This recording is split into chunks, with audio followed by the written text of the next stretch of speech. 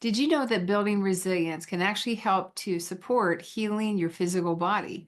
It is a proven fact. Lots of scientific studies have shown that stress management builds resilience, and reducing stress helps to allow the body to heal itself naturally.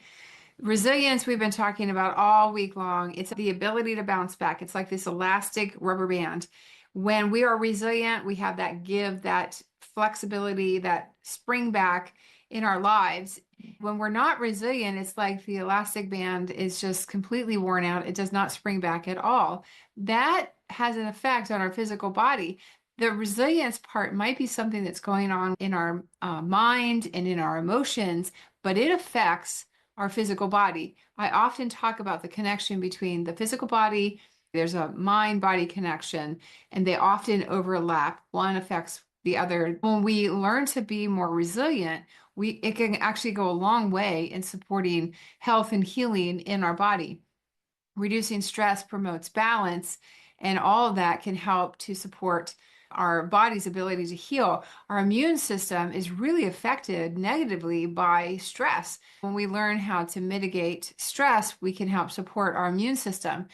We can actually help to reduce inflammation in the body by mitigating and dealing with stress. By building resilience, we handle stress in a more positive way.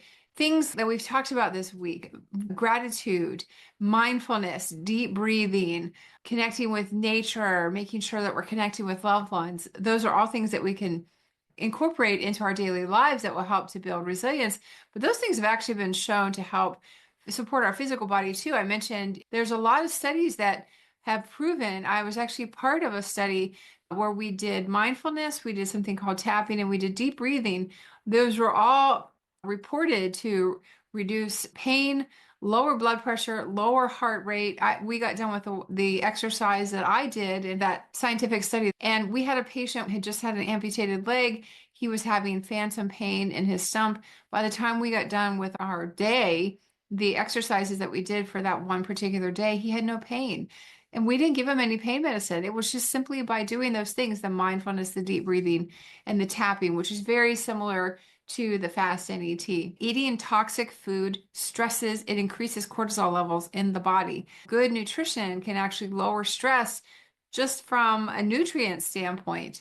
Moving improves our circulation. Things like stretching, yoga, Pilates, those are all things that can help improve our mindfulness, but also to elongate our muscles. They go a long way to helping to support resilience in our physical bodies and our mind and our emotions. Then, of course, we talked about that just helps to calm the nervous system, and all those things support the nervous system, the circulatory system, the immune system. Supporting our physical body can be done just by building these practices that also build resilience. It's not just about a mental shift, although that is part of it. It's a pathway to physical healing and developing strength within our spirit, our soul, and our body. I hope you have enjoyed this series that we've done this week on resilience. The reason I decided to do that this week is because I needed some reminders myself of how to reconnect to being more resilient. I thought that if it was meaningful for me, that it would be meaningful for you, which is why I decided to share. If this has touched you in any way, please comment.